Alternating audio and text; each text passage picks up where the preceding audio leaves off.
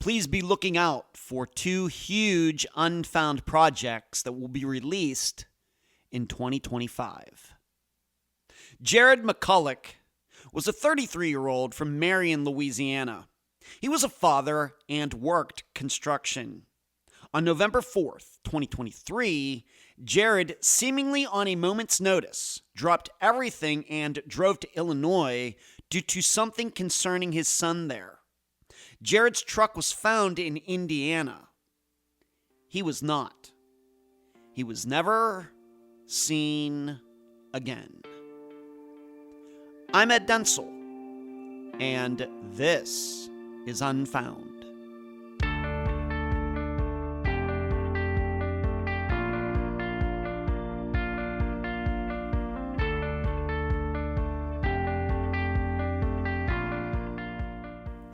Over the last 8 years, I've heard from all sorts of individuals how the first 48 hours is the most important in solving a crime. Allegedly, that is what the stats say. But our experience with unfound disappearances is that 48 hours is way too long.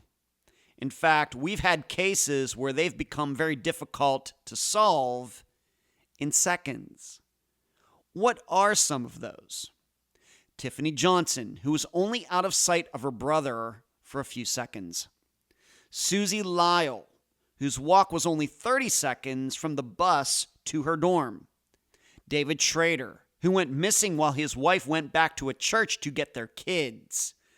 A span of about 20 minutes. Yeah, 48 hours is great for titles of shows, but in real life, 48 hours is forever.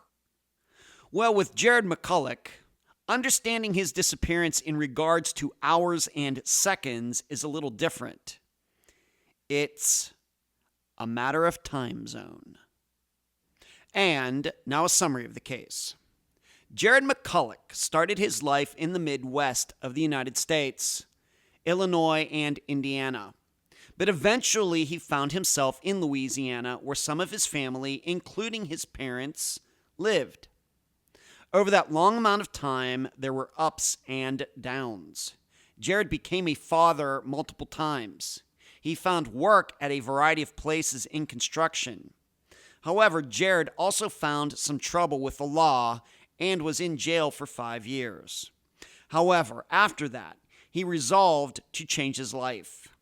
In fact, Jared had so successfully crafted himself into a great human being that he was on the verge of getting custody of his teenage son in Illinois, who had been having problems of his own. So, on November 4th, 2023, Jared was seemingly having a normal day in Louisiana when he got a call from his ex, the mother of that teenage son, who said Jared had to come to Illinois due to a situation. Jared dropped everything and was on the road in an hour, taking his 2 dogs with him. Along the way, Jared had multiple calls and texts with his ex, Sierra, as if he was letting her know of his progress. Both pings and videos show that Jared got within a couple miles of the ex's home. However, Jared never arrived. He was never seen again.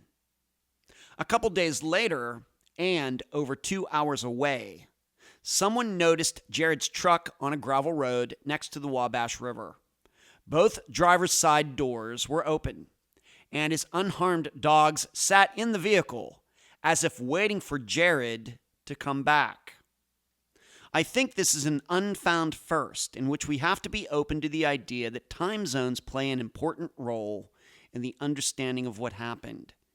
Contemplate how really difficult it can be to build a reliable timeline using video cameras, phones, and GPS devices that are in different time zones, in fact, moving between time zones, while you also try to answer these 3 questions during the interview. Number 1, why wouldn't the police allow Jared's family to see the pair of shoes found along the Wabash River? Number 2, no matter who left the truck there, why would that person leave the doors open? And number 3, if Jared put that truck there, How did he get there since the GPS was not used and he had never been on that gravel road before? Jared's family is convinced foul play caused his disappearance. The guests for this episode are Jared's mother, Tammy, and his cousin, Samantha. Unfound news. Sorry about the lack of a live show this past Monday. I had a wicked bout of insomnia that eventually caused me to go to a quick care center. I'm healthy, but I'm wired. Next, November 29th, the day this episode comes out, I am appearing on the Silver Linings podcast.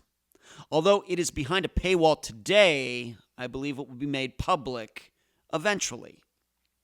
Finally, 2 huge behind-the-scenes projects continue to take shape here at Unfound. All of you will get a look at them in 2025.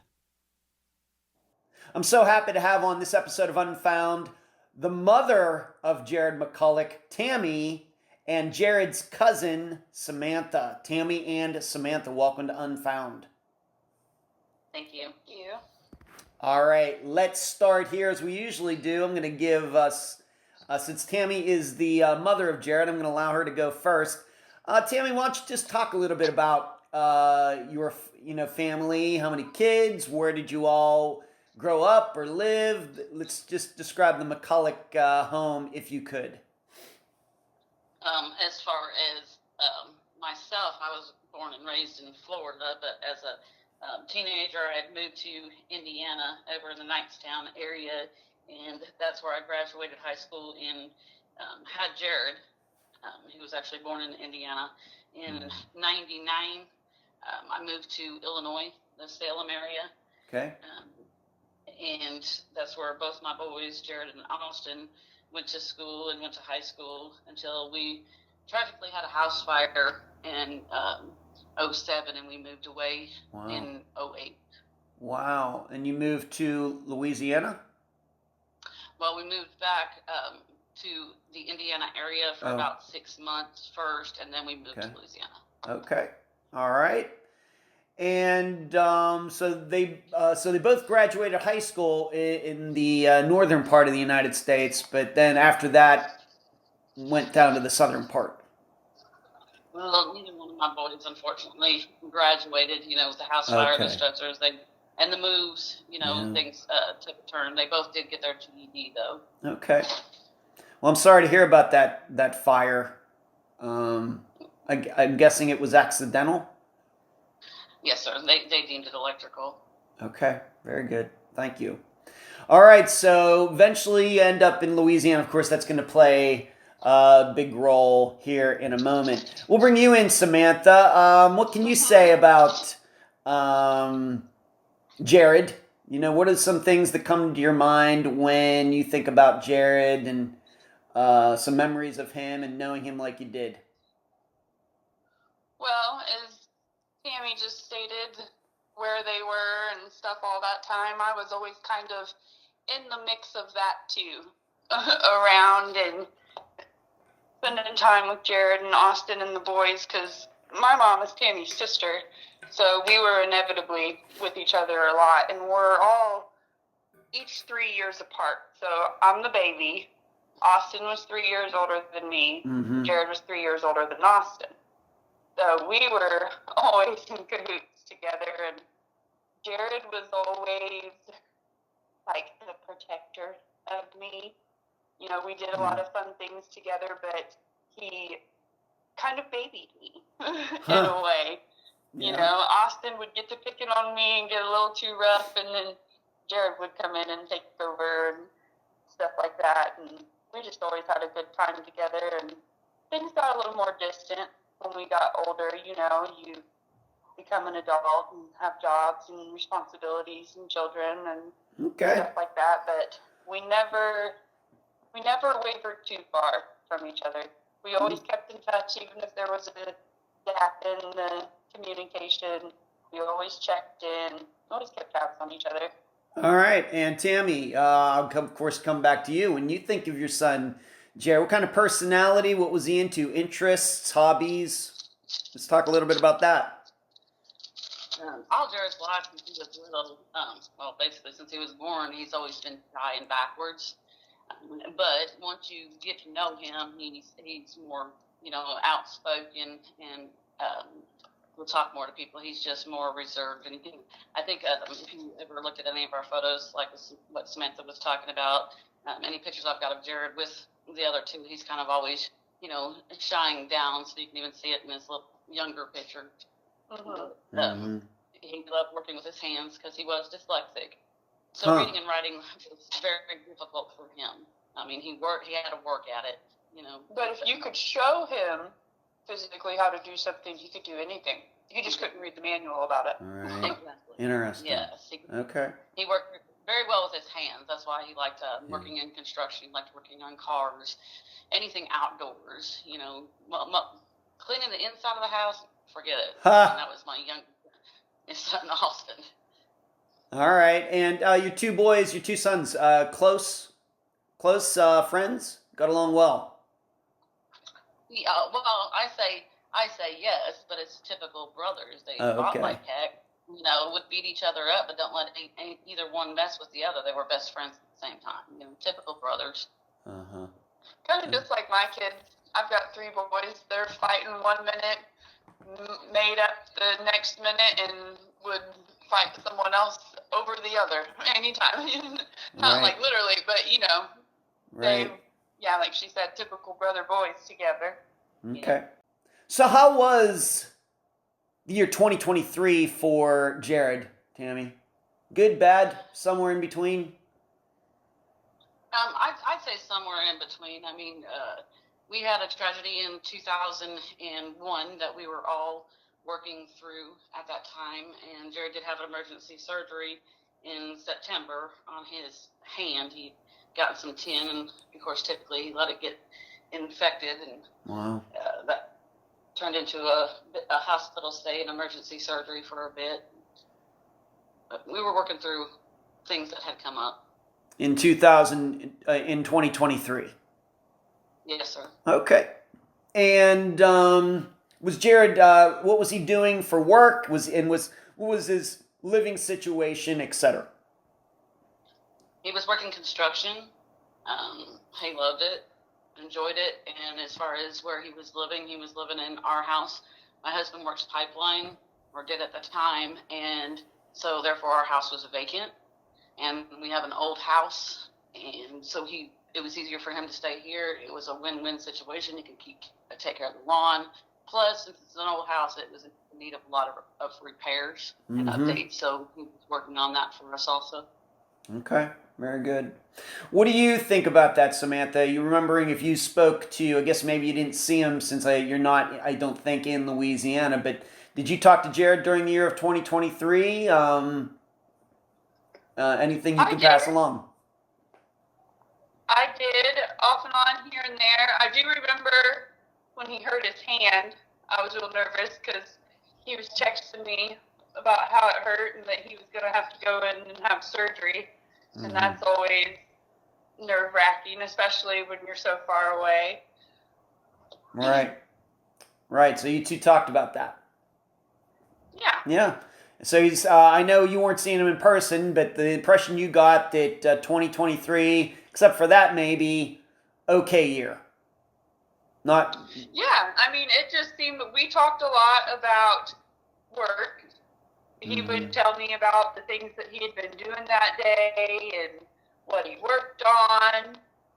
We talked about going to church a lot, and I was new in finding my faith, and Jared was helpful for me a lot there and told me about how it was eye-opening for him to turn to God and stuff, and we discussed those things. Wow. And I feel like he was making a lot of good changes that year. Okay. Yeah, he was baptized. He was baptized in 23 also. Wow. All right. Okay. So let's move on to this. Now we're going to go over some items here, and the first one we're only going to touch upon it simply because, as I understand it, maybe this has kind of gotten a little bit off the rails out there on the internet. And that has to do with Jared, and was he having any legal issues at the time of his disappearance in November of 2023, Tammy? He was, and that's kind of in common knowledge that a lot of people have brought up that hinders the search for Jared. But Right. I wanted to add that he hadn't even gone in for arraignment yet, and he knew that we stood by his side on it, and most likely the charges were going to be dismissed. But, on a real quick note to kind of put this to bed for some of these people, Yeah. is if they honestly believed that those charges were valid, or that he was dangerous, as some have stated, or anything like that, why is he listed as a missing person and not this isn't listed as a criminal case? Okay. I mean, if it was listed as criminal, the FBI should be involved then. Yeah, maybe, or at least the sheriff's office or something. Or state. Yeah, state police or something, sure.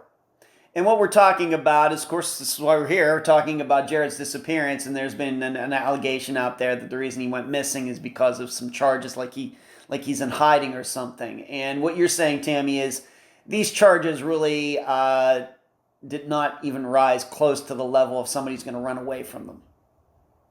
No.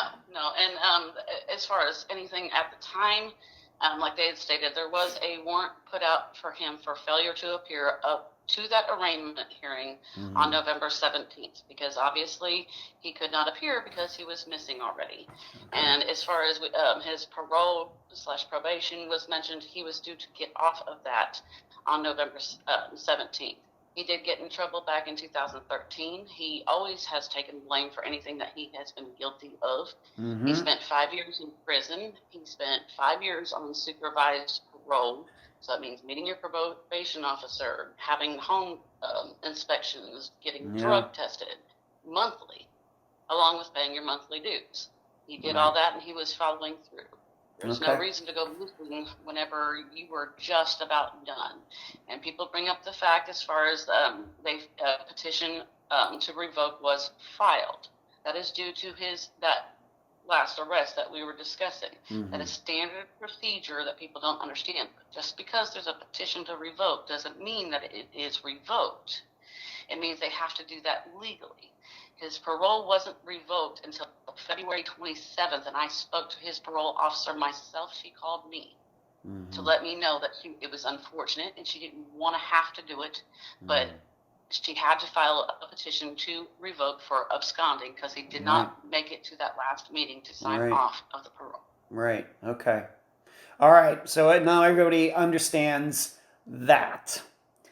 So let's move on to this. Of course, who we're going to talk about here in a bit is Jared's ex. I don't know how many exes he has. That's really not important.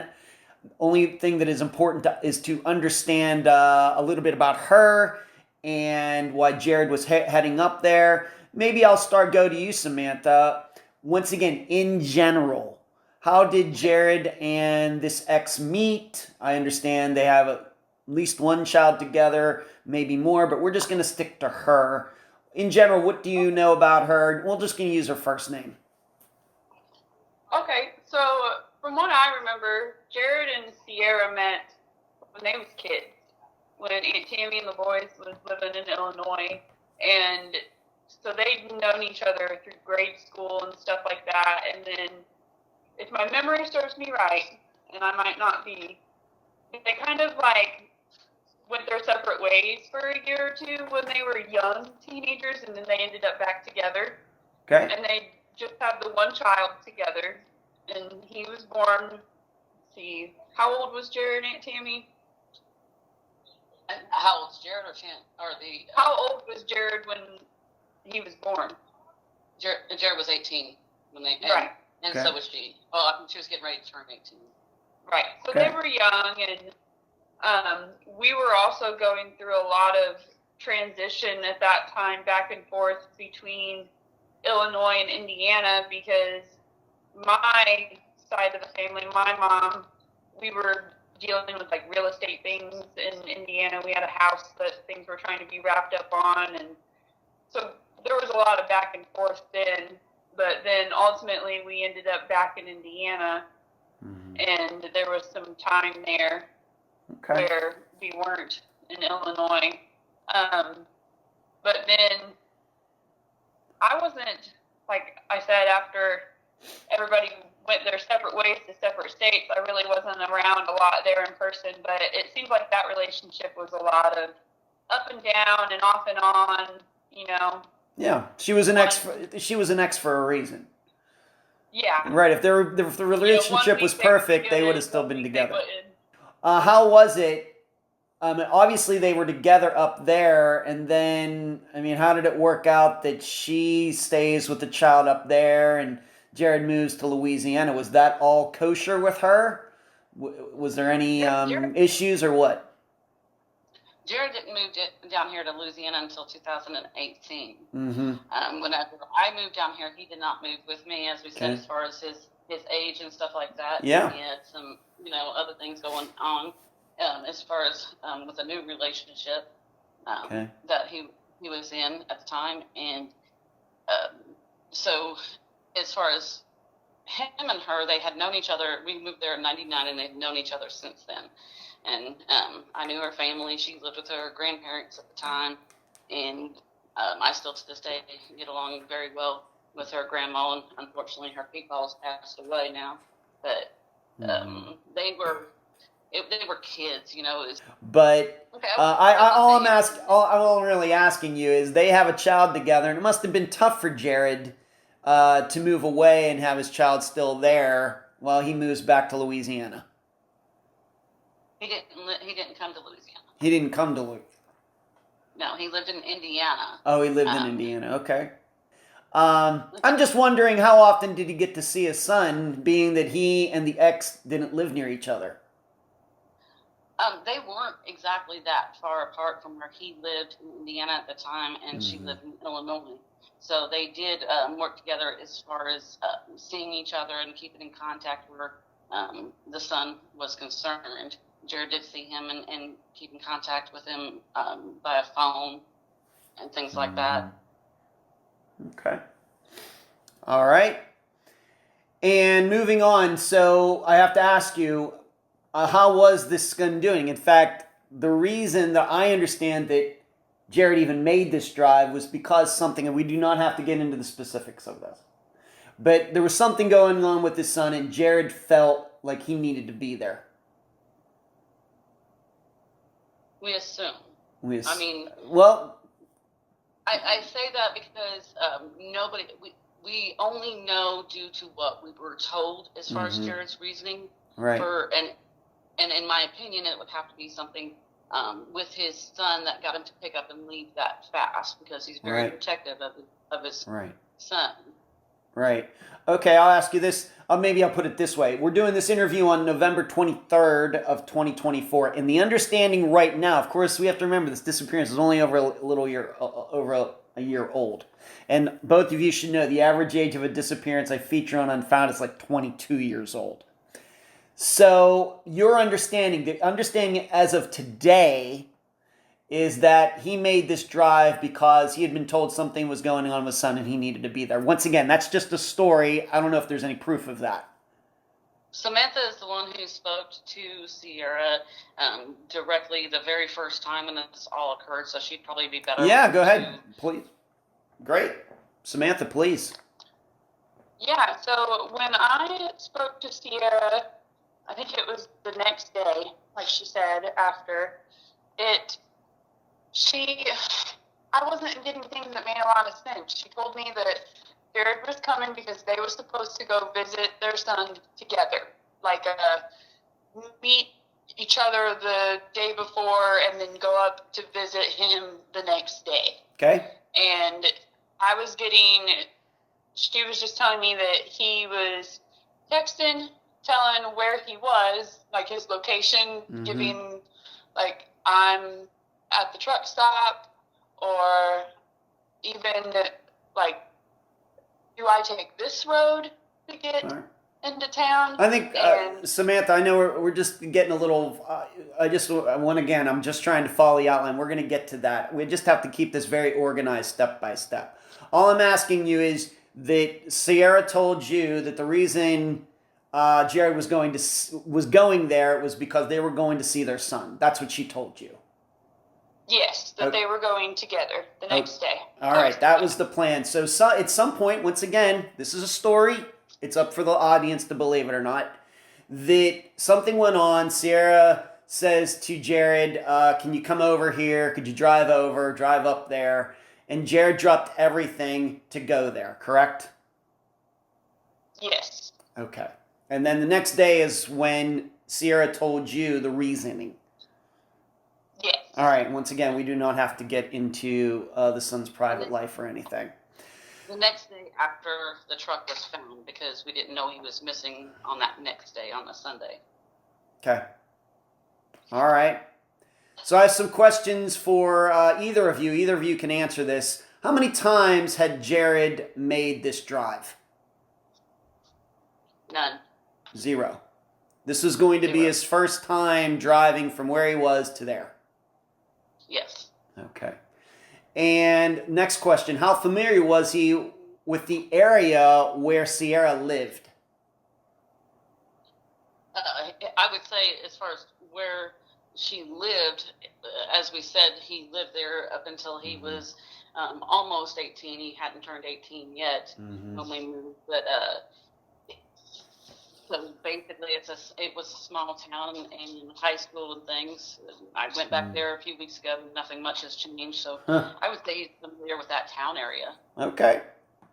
And how long should this drive take? Going from where he was to where he was supposed to end up, how long does it usually take? Well, I drive slow, and everybody makes fun of me. That took me about 10 hours. All right. I have to Google me. Yes. All right, so he's driving from Louisiana, correct? Yes. Louisiana to Illinois. Yes. The location is in Illinois. It's because I know we're going to get into this time zone issue. There's a time zone issue, correct? Correct. Where the truck was found and his last known location is Illinois-Indiana border, but not where he was going. Okay, gotcha. All right, thank you for clarifying that. Okay. As far as either of you know, maybe I'll go back to Samantha. Before Jared picked up and left, did he call anybody? Did he text anybody? Did he say anything to anybody before he packed up his vehicle and made this trip saying, hey, I got to go to Illinois, something's going on? Did he do that, Samantha, to your knowledge? Not to anybody that I know. No, not me, not Tammy.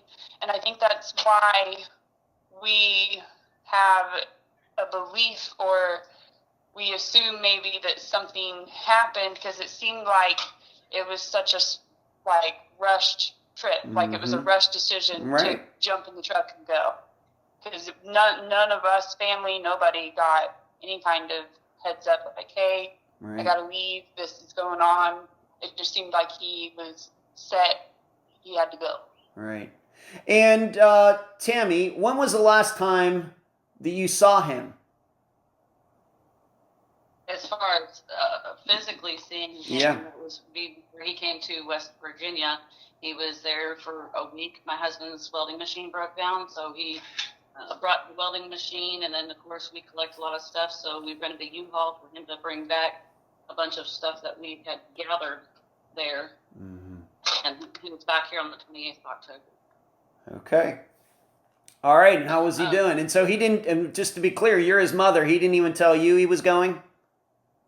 Well, that's what I was going to elaborate on. I had actually spoken to him not even an hour before the phone calls from the ex took place, and he didn't mention anything about going. It was a normal conversation. He was a little bit moody because the hot water heater wasn't working, and he was dirty from work, and he also had plans with a friend to go to the movies that night.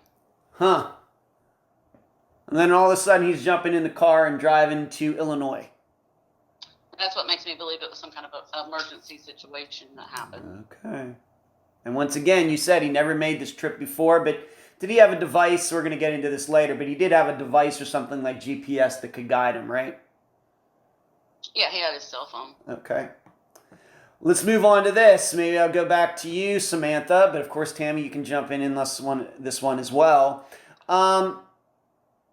Any idea, did Jared ever tell anybody how long he was planning to be in Illinois? Being he just took up and left, like with an hour, a minute's notice, did he ever say to anybody, I'm going to be there for a week, a month? Did he make any plans like where he was working to get time off? What do you know about that, Samantha? That I know of, he didn't acknowledge with anyone how long he would be gone, because like we had said, he had barely, that I know of, he hadn't even really told anyone that he was going. And then the truck was found with him missing within, within the next day or two. He wasn't even gone very long before the truck was found. Okay. How about you, Tammy? Same understanding. He never did give a time frame of how long he was going to be there. In my belief, I believe that he felt like he was going to go see his son and then come right back here, which is why he didn't mention it a whole lot, because he would have known that I would have been upset with him going anyhow. Oh, really? I'm overprotective and controlling like that. I worry, Yeah. I mean, just to be honest, but and he didn't ever say anything as far as to his employer that he wasn't going to be at work, and he was working with my husband's brother, who actually lives behind us, and he stopped by here to pick Jared up from work, and Jared never came outside because they would ride together. Okay.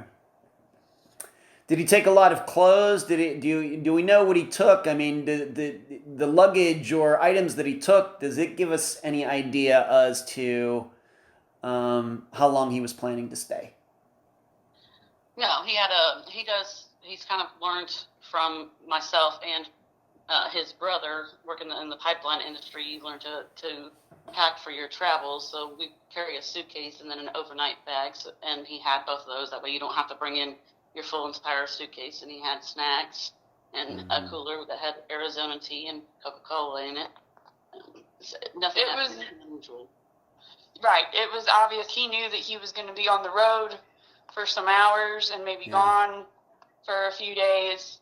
So, like, he brought his clothes, like she said, snacks, stuff like that were all still in the truck when it was found. All right. So, once again, no real clear indication if he was planning.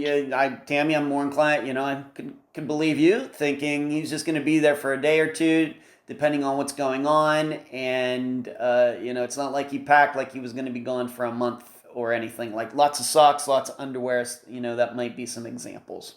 Okay. Correct. Now, and please. And we had already made plans as far as Thanksgiving was concerned, so he would have definitely mentioned it to me. Okay. Now, he didn't just go by himself. He took his dogs. What kind of dogs are they? How many? 2. One's a German Shepherd, Roxy May, and then we've got Rusty. I'm not really sure what you would call him. He's got the eyes and face of I always say Saint Bernard, but the vet, whenever Jared rescued Rusty, and the vet, I think, said cur and golden retriever, possibly.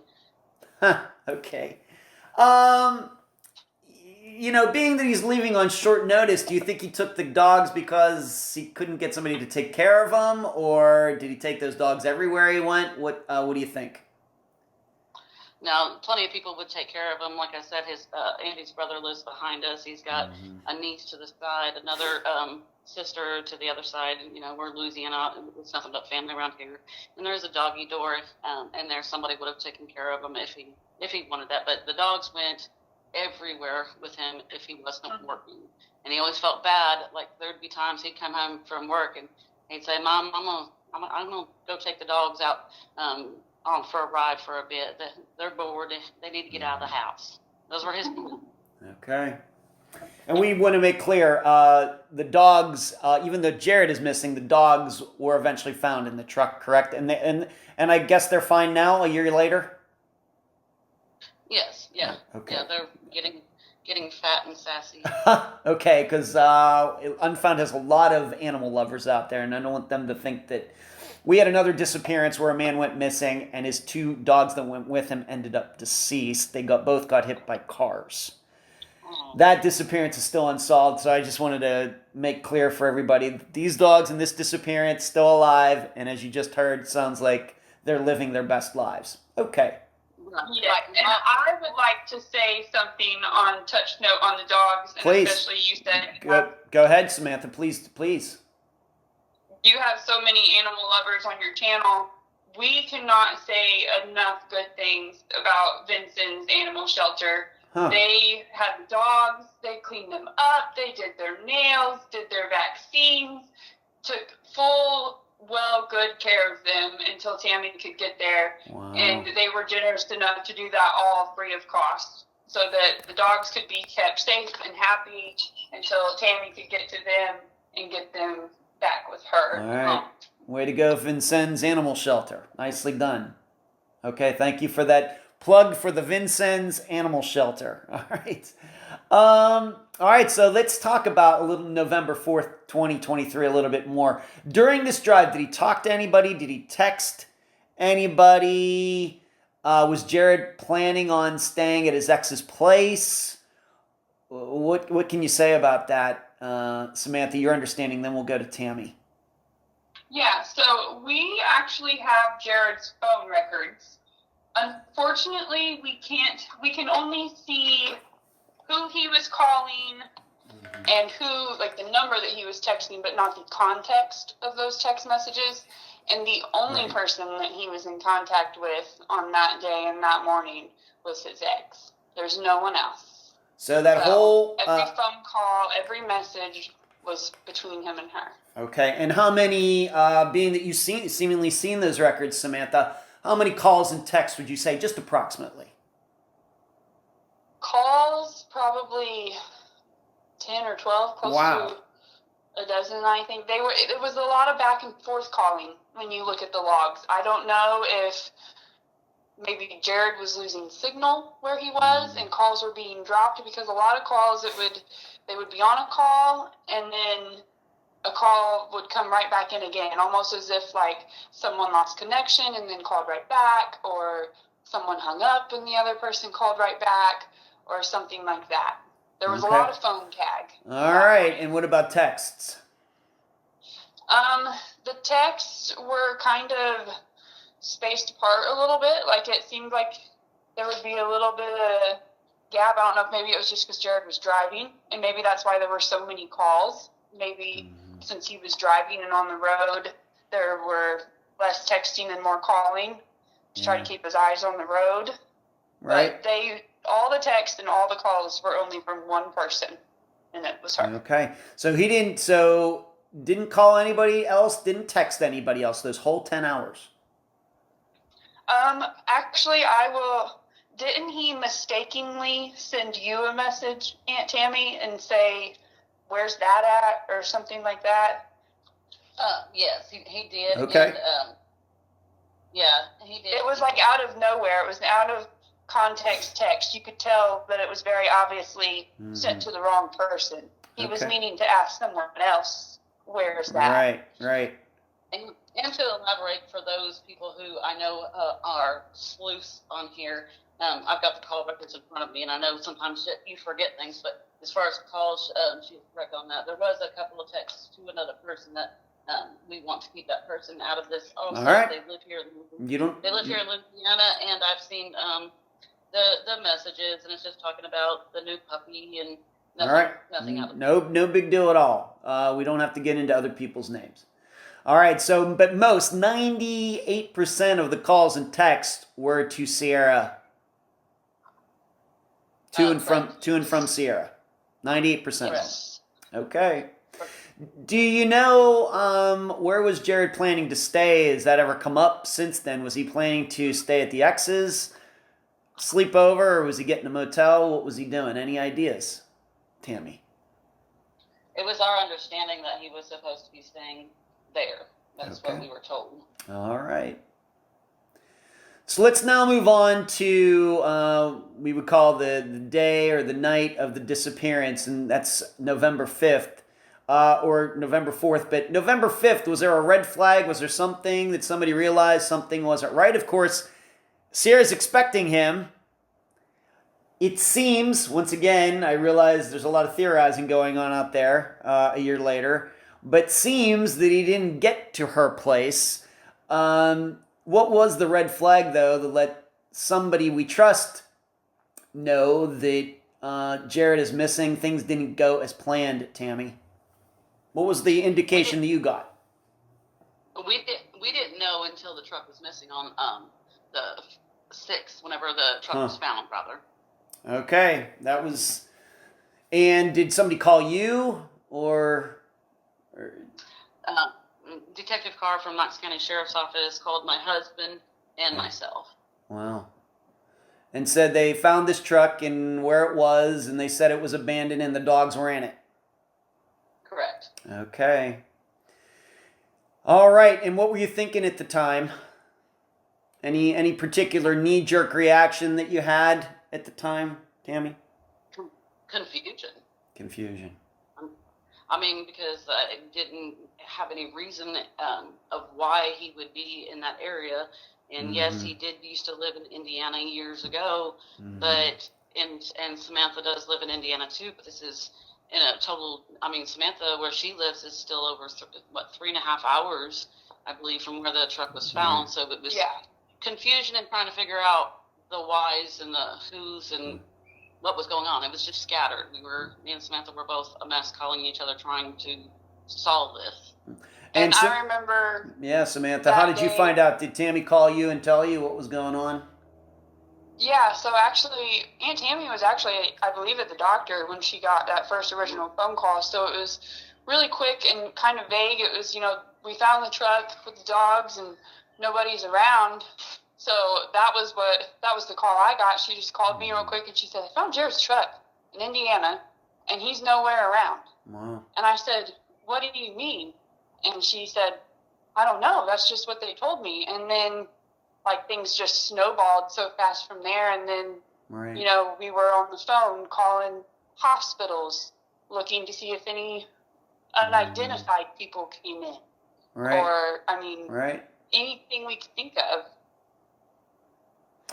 And how soon, Tammy, did you speak to Sierra about this? Did she call you? Did you call her? Did you say, hey, I got this call that Jared's truck's out there in Vincennes, Indiana, nowhere near where you live. Do you know anything about this? Did you talk to the ex-Sierra about this, Tammy? Yes.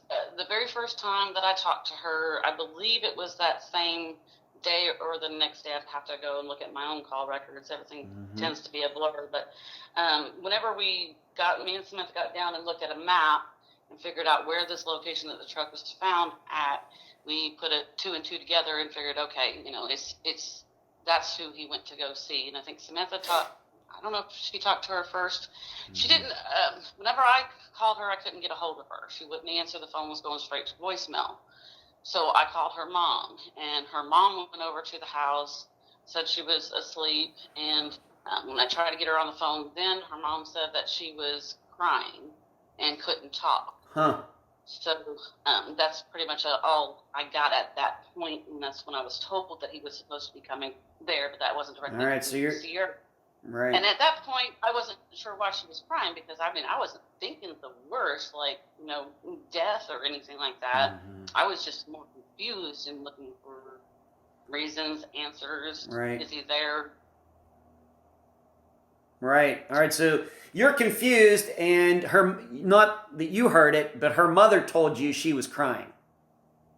Yes. All right. Samantha, what do you remember about that? Just that very short time there, right after the truck is found, and of course you find out. And did you ever talk to Sierra, in those first few days about this, and what did she say? I did, and I can honestly say in hindsight, I wish I would have approached that conversation differently because... Well, I'm just asking you what... I don't want to ask what could have been, should have been. I'm just asking you what happened. You just give me the facts. Just tell me about the conversation. I'm sure every guest has hindsight 2020. I should have done this. Very common. But really, I just want to concentrate on the conversation you had with her. Mm-hmm. So She had told me that Jared was coming to go for the visit to visit their son, and that he was texting, and it was like he was confused. She said that he seemed confused because she was sending her address, trying to give instructions, tell him where to go, and I guess she said he wasn't putting it in the GPS, and that he wasn't making sense. And I told her that didn't make any sense to me. That you have a smartphone in your hand and you're using it to make calls and text messages. Why wouldn't you use it for the GPS? Right.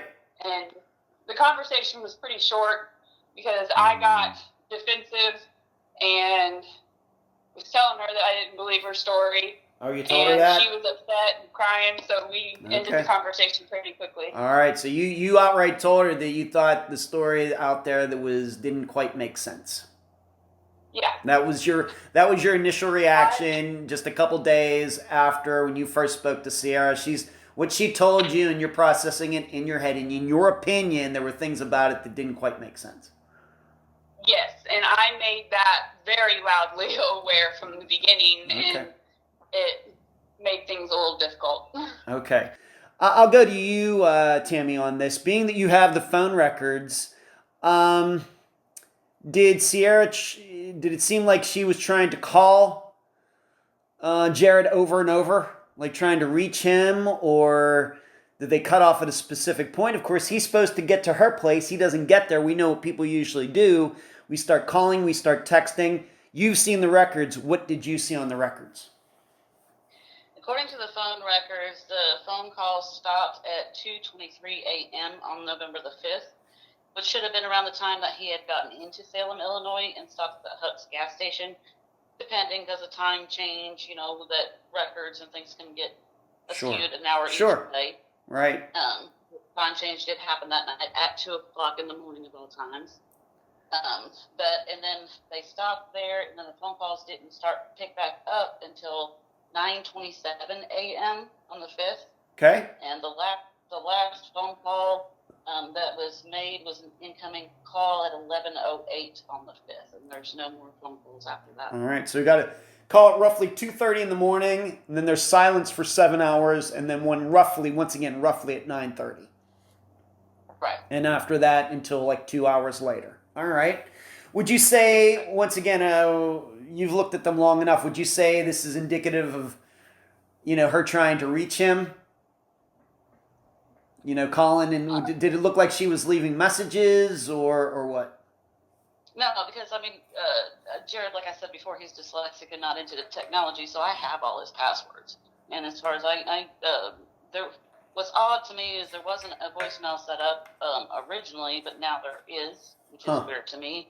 But whenever I did check the voicemails, they were all from 2021. So the only thing that I can gather on that is that it reverted back to his old email from his old phone. Because he did in 2021, he got an iPhone for a short time, didn't like it, went back to the Android. I don't know how technology works myself. That's fine. Okay. All right. So there is proof though that she was trying to call him that November 5th, whether it's very early in the morning or what we would call late morning. There is that gap, that 7 hour gap that you mentioned, but yes. Okay. And then phone calls stopped at 11:08 that morning, and she did tell Samantha that she had only spoken to Jared one time, but according to the call records that I've got, although they're short, like Samantha had stated, they're still, you've got 11 minutes, 6 minutes, 8 minutes. There's one that's 12 minutes long. There are various different time frames. There's none over 12 minutes, but they did connect and talk. That's a long, 12 minutes is a long phone conversation. Especially, what could they be talking about? But we can't get into that. All right. So just wanted to make sure we were clear on that regarding Sierra and the phone and any indication of her trying to reach Jared after he didn't make it to his house. And once again, her house. And once again, by your estimation, Tammy, he was supposed to get there at like 2:30 Illinois time in the morning. I'm assuming by the way the call logs show and by the cameras, as long as the cameras fell back and the call logs fell back, again with time change, I can't say 100%, but doing my guesstimate, yes. And if we go to the text messages, looking at the text messages now because I've got it open and fresh up here, the last text message that he received during that time frame, if we're talking about that gap period, not that day, just that gap of when he should have arrived, he received a text from her at 2:14 a.m. and then she did not send another one until 7:42 a.m. So we still got a bit of a gap there. Okay. Sierra ever explained that? Her story changes a lot, so she's never thoroughly known. Okay. Let's move on to this. She may not remember. Okay. I mean, I'm not sure. Okay. Let's move on to this. Now, the truck was found fairly quickly. And we know it was found when? In Vincennes, Indiana. And how far is that from where Sierra lived? It's not technically in Vincennes. Okay. It's Knox County. It's out of city limits. It was very remote in the country. Okay. But it was on the edge of Knox County and Gibson County on the Indiana side. And I would guesstimate it's it depends on which path you take to get there. About 2.5 hours. I'd have to Google map it because I've driven different routes. Okay, so not close. No. Not close at all. Okay. And we'll come back to the dogs for we're going to get into the truck a little deeper later, but how was the truck found? Just by somebody driving by? Yes. Okay. And the dogs were in it, just sitting right in it, waiting. I haven't spoken to the person who found it, but that's what I was told by the police officer. The first arriving one. The first arriving was, I believe, conservation. Yes.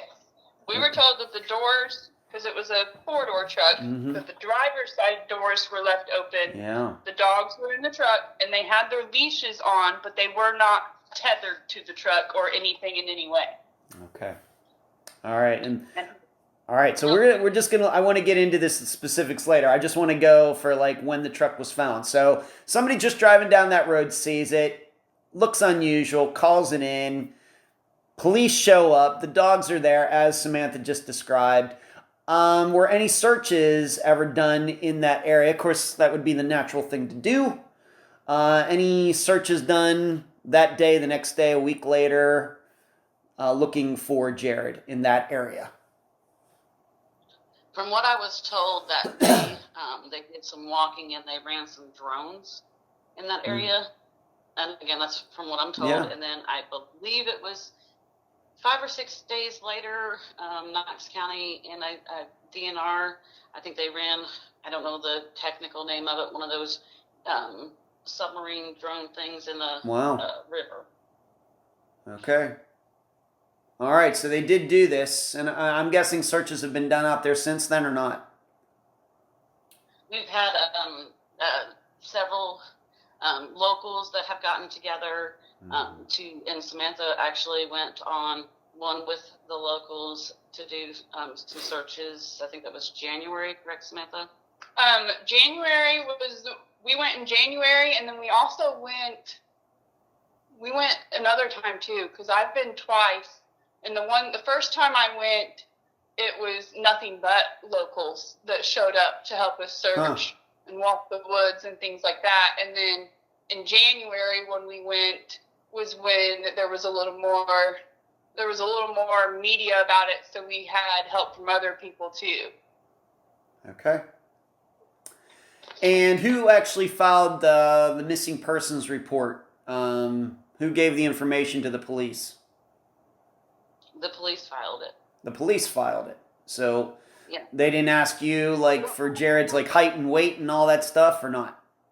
I guess technically, again, things are so much of a blur. I guess technically the police are the ones who filed it, but at the time I also did have Miss Gia Wright is her name.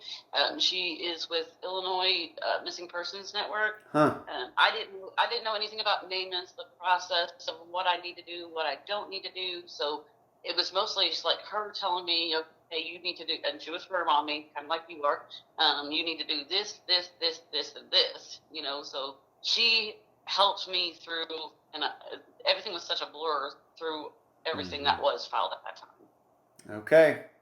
Well, good for her. I'm glad you got that kind of help, especially since it's so far away and, you're not familiar with the area and everything. As far as the jurisdiction, so what department is now in 2024 responsible for Jared's disappearance? As of today, it's still Knox County. Knox County. Indiana. Okay. Knox County. All right. Now we're going to do the rest of the investigation. Now that we've given an overview, we're going to get into some of these things. Of course, we kind of touched upon some of the things already, but we're going to get a little deeper into this. And I'll start with you, Samantha. My understanding is the truck was like out in this very, very remote, was like at a gravel road, dirt road, something like that. And it's a place that only locals would be. This is not somebody like a tourist is going to be out there, or somebody turns the wrong way. This is only an area. In fact, I think there was like a 1-lane bridge or something. What can you say about all of that? Describe the area, Samantha. Yes. So the bridge that you're referring to is called Cannonball Bridge, and it is a 1-lane wooden bridge. There's 2 bridges there, actually, one after another, and the area itself is just very secluded. You are right about the gravel road. It was a gravel road, very thin. It's one of those roads that when you're driving down it and someone else comes down the road, you have to pull over, kind of get in the ditch to let each other through. Wow. And it's very secluded. There's a lot of oil rigs, like the ones that pump up and down out there in that area. And houses are very sparse. There's a few farmers out in that area, but that's it. There's not any, and you have to drive quite a few miles away from any town to get to where the truck was found. And like I said, it was close to the river. There's a tree line and then the embankment that leads down to the river, but it was not at like a river viewing point. Like, you can go to a viewpoint and sit down and have a picnic lunch. It was not like that. It was just a random place on the side of a random gravel road with no rhyme or reason to it. And and to remind everybody, the truck's sitting there on the side of the road. So I'm guessing if other cars are coming down that road, they had to like drive around it. Absolutely. Okay, and the doors were open too. And gotten off the side of the road themselves to get around it. Right, and of course the doors being open doesn't help either. They would be sticking out into the road. Yes, with the way the truck was parked, and the fact that the direction the truck was parked, and the fact that the driver doors were the ones open, they would have been open to the road. So that would have made the truck even wider than it would have been if it was sitting there with the doors all shut up. Right. And maybe I should clarify something. People are saying, what, we're talking multiple doors. This was like a crew cab truck, so it had like 4 doors like a car, but it was a pickup truck, right? Yes. So you could fit like 6 people in it. There was a small back door that opened as well. Okay, gotcha. All right, thank you for clarifying that. Samantha, you've been to this location? Yes, multiple times. All right. Just the best you can do. How close is the nearest house to where the truck was found? Not even within eyesight. You can't see one. Wow. So I would say with probably a mile or 2 at least before you see any type of house, because you can't see one with your own eyes from where you're standing. All right, so not close. Now come back to you. Just open field and then the river. Right. All right, and Tammy, let's now talk about this. Of course, this is a fairly newer truck, and you had actually gotten an OnStar warning, correct? Why don't you tell it? I mean, this might be the first time we've ever talked about OnStar on this podcast in 8 years, which is a little surprising to me. But why don't you tell the listeners about the OnStar warning? Okay, well, first off, since everything's registered under my husband's name, it goes to, whenever there's an alert, it goes to his email.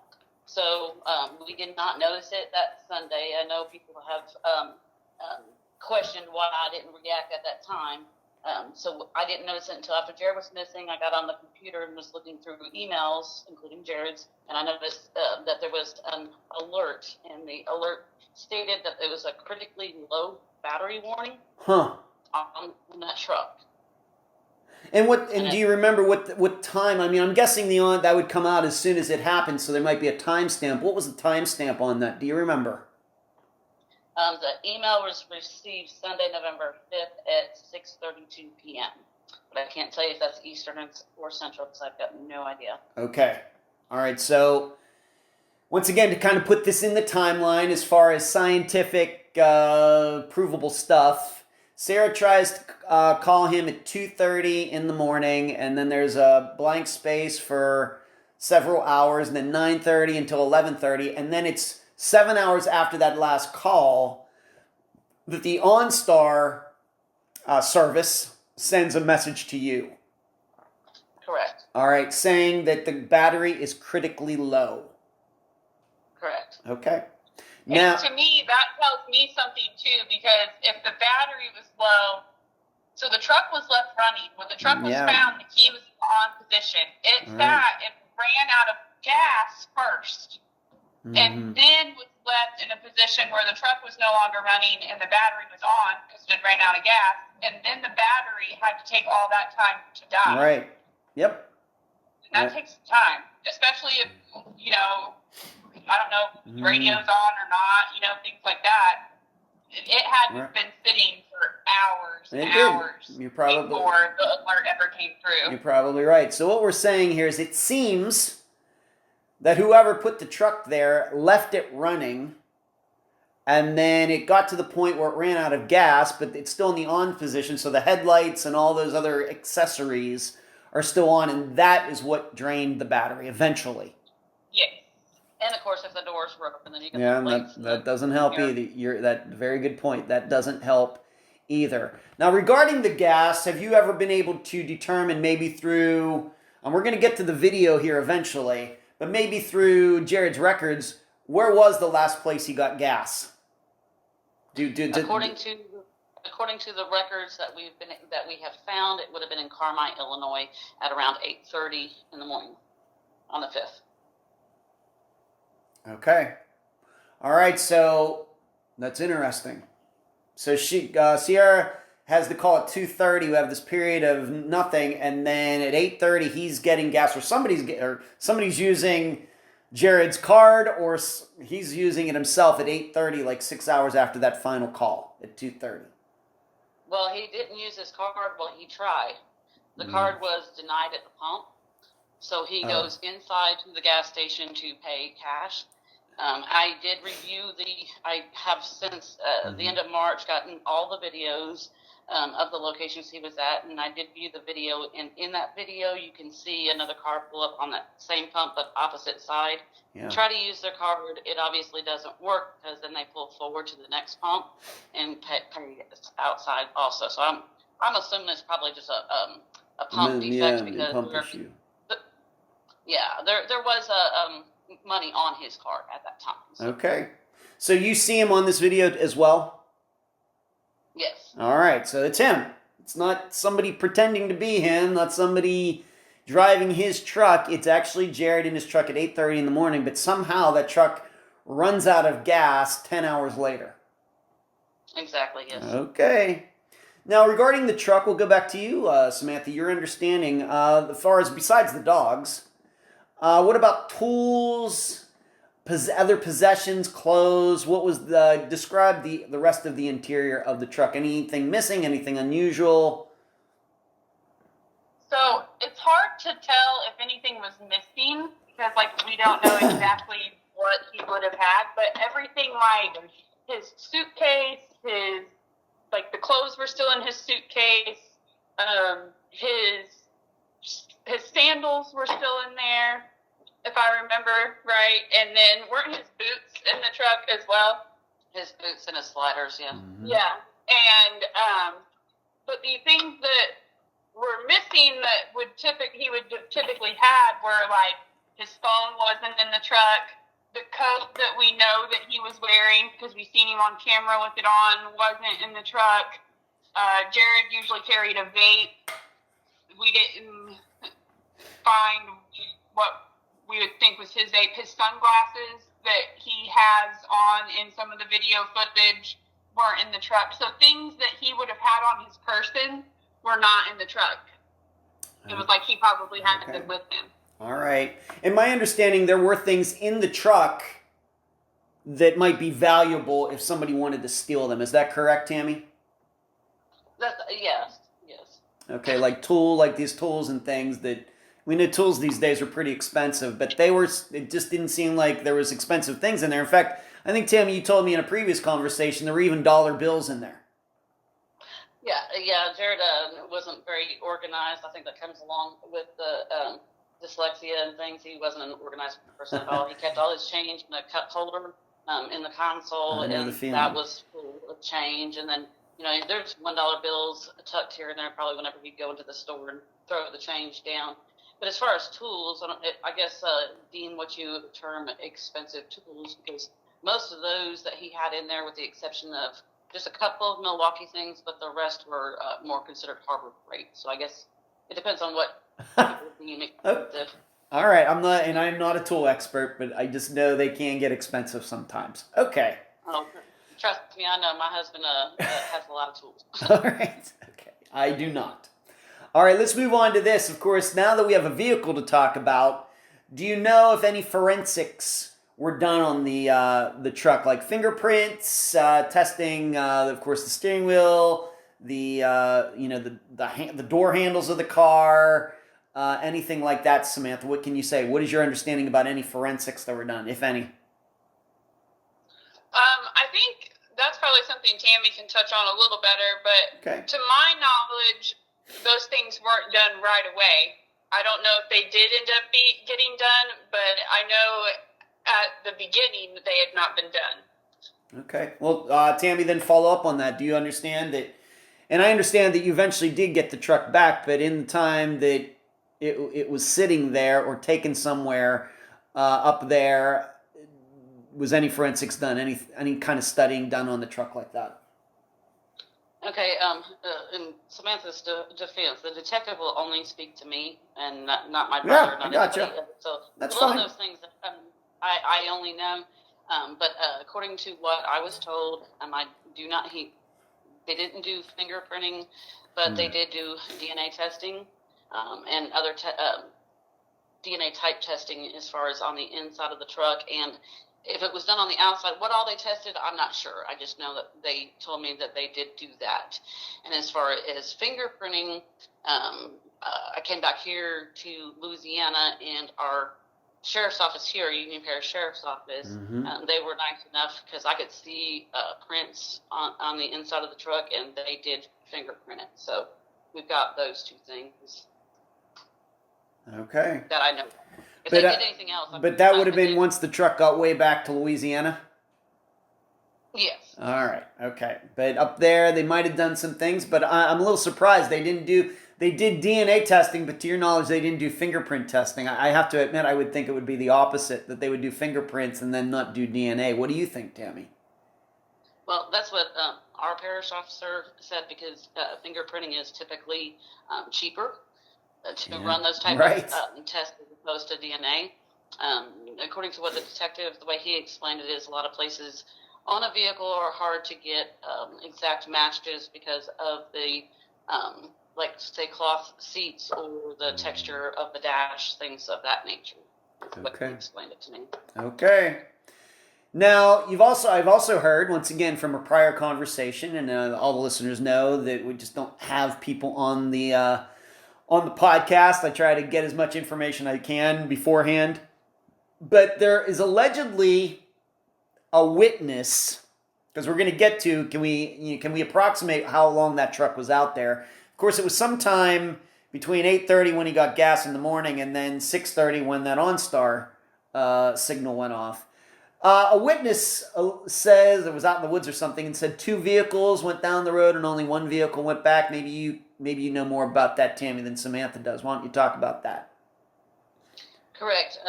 Now, I haven't spoken to this witness directly, but They put it between. Well, there is one that I did speak to directly, but there was two different witnesses, and one puts it on that Wabash River Road, approximately, I believe, 3 p.m. if I'm not mistaken, and describes the second vehicle, the one that came back, but they couldn't say 100% that the first vehicle was Jared's, because in all reality, where Jared's truck was, it is nothing but oil field workers who come down there and farmers.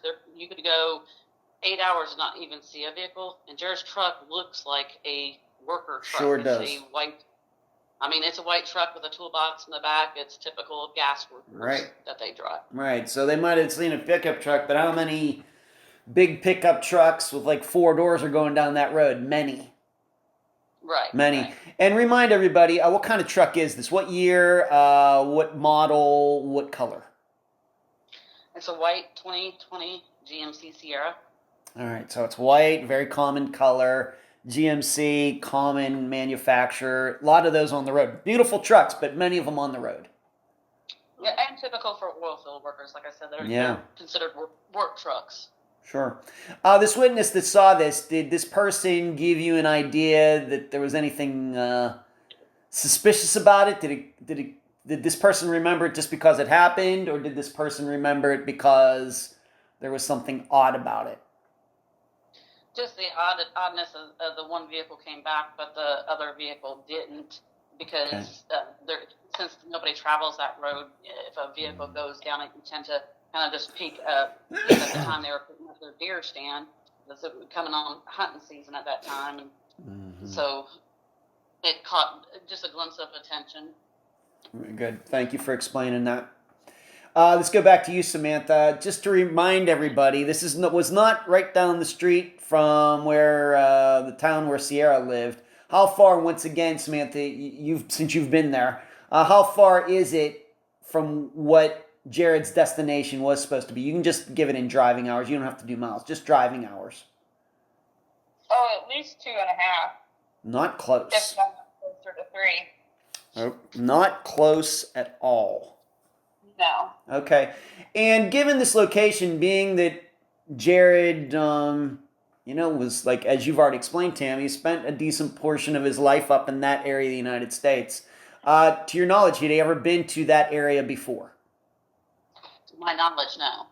Okay. No, and when we moved away, he just barely had his driver's license. So, and anytime he didn't have a vehicle. So anytime he did drive somewhere, he's in my vehicle. So, I think I would have been aware. I would think. But you never know with kids. But he would have definitely mentioned that Cannonball Bridge. And even though I live there, I've never heard of it. And it really is a cool, creepy story bridge. I think that town could make a huge tourist town just on the bridge alone. Right. So how far was this location where you used to live up there? We used to live in the Salem area, same area he went to.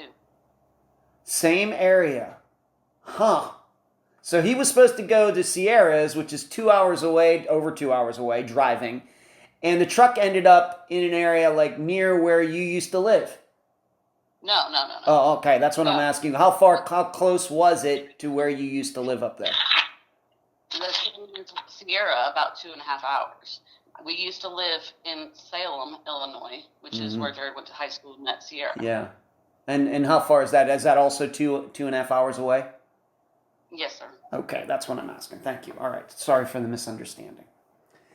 All right, let's move on to this. Now, during the search, some shoes were found by the river. Tammy, I'm gonna give that one to you. This was discovered quickly, right away. Are you sure that they're Jared's? What can you say about it? Best I can say is I don't know anything as far as facts. As far as I know, the detective told me that they were found on the slopey area towards the river. Okay. Not on the bank, towards the slopey area, and they were 10 feet apart. As far as I've never seen pictures as far as where they were found, where they were located, or pictures of the shoes. But I did send the detective a picture of his shoes, and he confirmed that they were his. But I haven't seen anything other than what I've told you. So really, wow, I'm going to have to, I got to jump into this. So of course, the truck's out there. They search for him, makes all the sense in the world. Maybe he's there, maybe he's somewhere else. But in this one of these searches, they find these shoes, and they don't even, I mean, I understand they can't give them back to you because it might be evidence of something, but they don't even show them to you. They don't even take a picture and show them just so you can verify whether they are the shoes or not. No, and in all honesty, I'm the one who dug in with the help of some other locals to find out what he was last wearing, because I didn't even get to see a picture of him and what he was wearing until the end of March is whenever I seen the videos. So it was other people who helped me so we could get a missing flyer out immediately. We had to know what he was last seen wearing. And I think I called, if I remember right, again, like I said, it's all been such a blur. Yeah. But if I remember right, I believe I called the Salem, Illinois Police Department, and they were not allowed to show me a picture of Jared, although they had the footage from that hunt. They weren't allowed to send it to me or even send me a picture. But he described to me what Jared was wearing once I explained to him the reasons why I was asking. And that's when we were able to put out the initial missing poster, going by that description that was given by Salem, Illinois. Has somebody ever even described the shoes to you? Yeah, I believe it was Salem, Illinois. And then I knew what shoes that he was talking about because, well, let's face it, me and my husband are old, and we had just found out that Skechers are very, very comfortable. And Jared wanted to try some out, so he had just gotten those shoes like a month or two prior to that. And as silly as it sounds, him and my husband were sending pictures back and forth of their Skechers and how much they loved them. So I knew what shoes they were talking about. So your confidence level, Tammy, as to these being Jared's shoes? I would say yes, because, although we had a troubled start in the beginning where the detective is concerned, we've since, I'd say, have a love-hate relationship, and he's made a promise to me and looked me in the eye, and I believe him that he will tell me anything he can when he can, and he'll make sure that I receive things prior to them being divulged to the public. Okay. And once again, being that both of you have been there, your understanding as to how far the shoes were from the truck, was it 20 feet, 50 feet, 100 yards? I can't even really say. I don't know that for sure. Okay. Well, if I'm thinking just in the logistics of it, because like you said, I've been there a few times where the truck was. Please. The shoes were 10 feet apart on the embankment, like the incline, not down on the riverbank, but in that wood line. And there's like the tree. So where the truck is, there's the gravel road, and then there's this thin tree line. I'd call it a thicket. That's what we call it around here. There's a few sparse trees, and you can see the river through it, but you can't just easily walk through that. You have to do some maneuvering to get through there and get down to the bank. And if the shoes were 10 feet apart, the first shoe couldn't have been too far from the truck, because there's only probably about 15 to 20 feet from the truck to the river. I mean, it's not very far at all. All right, so they were close. Yes. All right. And the way that I take it, I kind of, because going from what the detective told me in the very beginning, within those first few hours, I think that while some things were a little bit slow, unfortunately due to the fact that it happens so often, I think they just automatically believed that it was an accident. Jared slipped and fell down, went into the river. Yeah, I still find it weird that they didn't even show you the shoes just to make sure. Right. All right. I agree. Let's move on. Let's move on to this. Now, we've talked about him getting gas. We've talked about video. So we're going to try to do this as best we can, even though this is just audio, and sometimes this is a little tough to go through. How were all of these videos found? Of course, you've already talked about one. Jared's on it, getting gas, and I think it was 8:30 in the morning.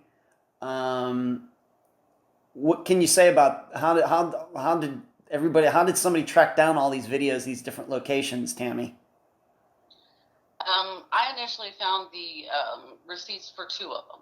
Okay. Well, not receipts. I accessed his bank records, Mm-hmm. and I seen two places that his card was used.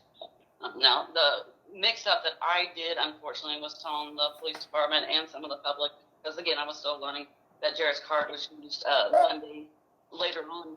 I think it was Monday or Tuesday, because that's when it showed up in the bank records. But after they went through, I talked to the sheriff in that area, and they went through the videos, and they realized at the time Jared was in Central City, so that's how that one came back, along with the Hucks in Salem. The Hucks in Carmi, Illinois, the Knox County Police Department found that decline slip from that pump in Carmi. So they're the ones who reached out to Carmi. Okay. These locations, the way you understand them, do they fit what we might call a pattern? That he was, slowly or quickly working his way toward where Sierra lived? Your opinion, being that you've seen the records of where he was and the video, and do they follow a kind of pattern, like a logical pattern of travel? Not at all. They don't. I would like to make something known too, with the times and at the gas stations and things like that. So when Jared is seen at the gas station, Huck's gas station in Salem, it's around 2 a.m.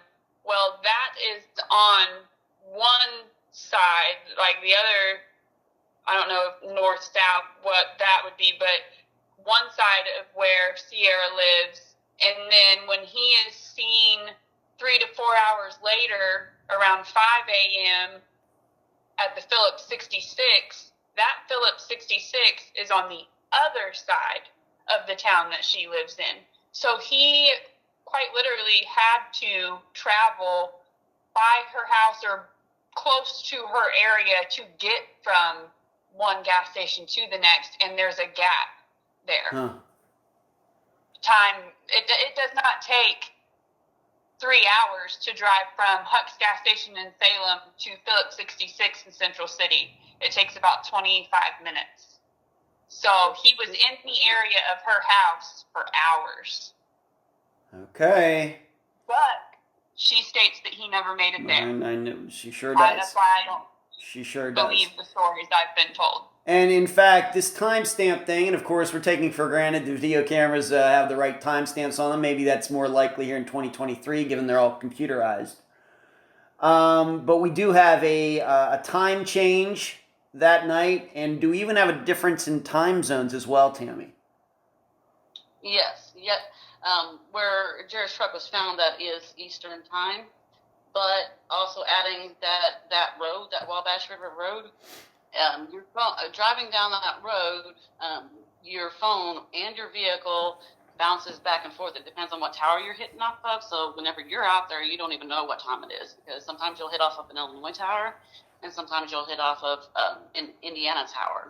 Yes, the Wabash River is quite literally the state line there, and that road is so close to the river that it's like you're driving along the state line, and your phone, your vehicle, everything, because newer vehicles, they sync up with satellites and Bluetooth and all that, and like Aunt Tammy said, they just flop back and forth. Sometimes you'll check your phone and it'll be noon, and then 2 hours later you'll check it and it's only 1 o'clock because it's switched back and forth and it doesn't know where it is. All right, so that adds a complication in trying to put this all together. Yes.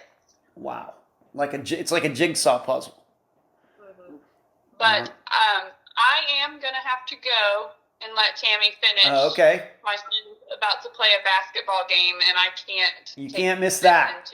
Do not miss that. Either. So. Samantha, you did a great job. Thank you for joining us. Thank you. You did a great job. Thank you for having me, and I'm also very thankful that you're covering Jared's story, even though it's a little out of the time frame of what you usually cover. I'm always grateful for anyone that keeps his story relevant, because it always will be. Well, you're very welcome, and you should know, I feature any disappearance that's over a year old. It just turns out, with that standard, that it ends up being the average is like 22 years old, because I covered like the 70s and 60s and 50s, so the average is 22, but I appreciate that. Thank you for saying that. I really appreciate it. All right. Good luck. All right. Goodbye. Both of you. I will catch up with you later, Aunt Tammy. All right. Okay. All right, so we will continue. Being that we were just talking about this video and trying to put it all together. So it's confusing. We got a time zone change, and you did say there was a clock change too, like daylight savings time or something. Yes, at 2 a.m. Wow. We fell back. Yes. Right, just like we did a few weeks ago. Right. Exactly. What about pings?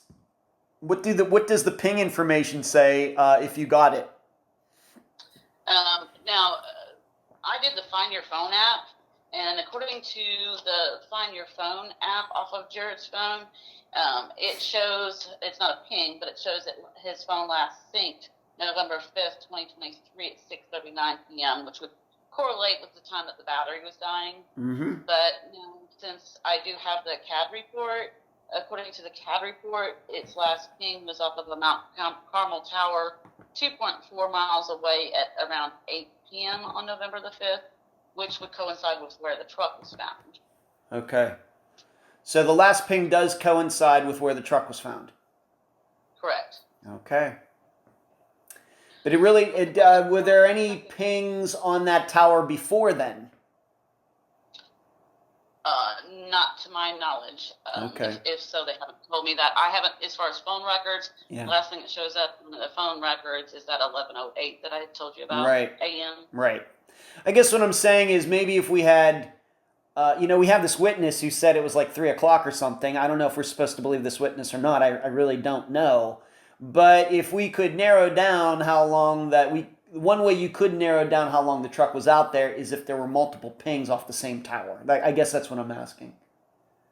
Correct. Yeah, I don't know that. Don't know. It's considered an open investigation. Right. So there's a lot of things. I know people get frustrated with me and think I'm hiding stuff, but there's a lot of things that they won't tell me. And I've been open to telling people, including on our site, what I know. Yeah.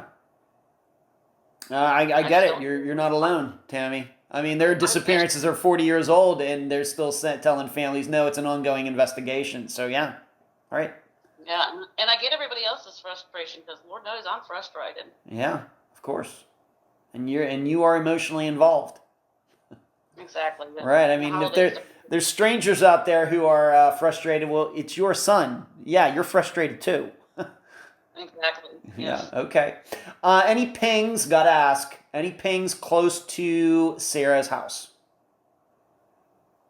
As far as the phone calls that I was able to pull on the phone records, it looks like November the 5th at 2:23 a.m. The origination is Salem, Illinois. So that would put him in that town that we already know he's in, according to the video cameras. All right. And so how far is this from where she lived? A couple miles. Just a couple miles. I don't have to do the exact. Yeah, that's totally fine. That's close enough. So we have scientific proof. This isn't just some rumor. It's not some theory. We actually have video and a ping showing that he actually was within a couple miles of her house. Correct. Okay. All right, but somehow his truck ends up 2 hours away. 2+, yes. Yeah, 2+. 2 hours is, yeah, that's a long, 2 hours driving, that could be 100 miles. Right, and then you add in the factor too, like that gravel road that we discussed. That's not a road that you can travel fast at all, especially with a drought.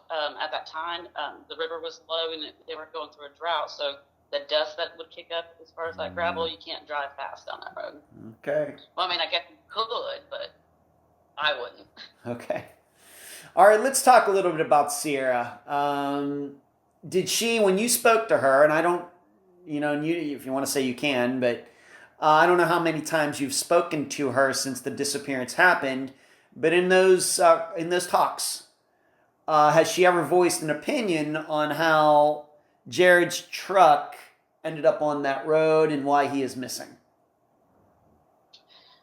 In the beginning, whenever she was angry, I suppose, she was insisting and swearing up and down as far as that whole on the run theory that everybody was going with. Oh, that's what she said. She stayed insisting to that. She hasn't really given me any other options. We talk every now and then. I haven't spoken to her probably in a month and a half to 2 months now. She would call me if she was upset about something or text me.